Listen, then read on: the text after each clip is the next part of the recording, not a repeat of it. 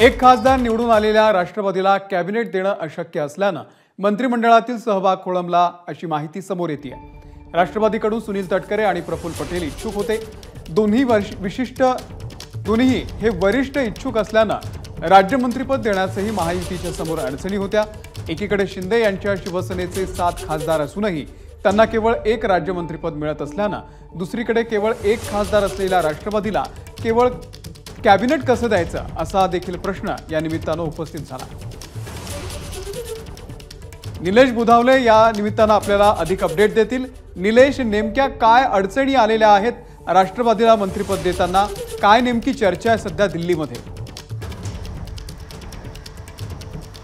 आजच्या मंत्रिमंडळामध्ये अमोल आपण पाहतोय की राष्ट्रवादी काँग्रेस पक्षाचा समावेश होणार नाहीये, कारण राष्ट्रवादी काँग्रेस पक्षातला एक खासदार लोकसभेमधून निवडून आलेला आहे आणि तो एक खासदार सिनियर खासदार आहे आणि त्यामुळेच कुठेतरी सिनियर खासदार असल्यामुळे त्याला कॅबिनेट देणं गरजेचं होतं। आता ते देऊ शकत नाही आणि त्यामुळेच अडचण राष्ट्रवादी काँग्रेस पक्षाची झाल्याचं पाहायला आपल्याला मिळतंय। खरं तर देशामध्ये आपण जर पाहायला केलं तर जे एनडीएमध्ये सहभागी असणारे छोटे छोटे घटक पक्ष आहेत, त्या 7 घटक पक्ष आहेत ज्यांचा एक खासदार निवडून आलेला आहे। त्यामुळे एक खासदाराला जर आपण कॅबिनेट मंत्रिपद दिलं तर पुढे जाऊन या 7 वेगवेगळ्या पक्षांची नाराजी आपल्यावर उडवू शकते, अशा पद्धतीची भीती सध्या एनडीएला वाटते आणि त्यामुळे कुठेतरी राष्ट्रवादी काँग्रेस पक्षाच्या वाट्याला या जे कॅबिनेट पद येणं अपेक्षित होतं ते येणार नसल्याचं आपल्याला आता पाहायला मिळतंय।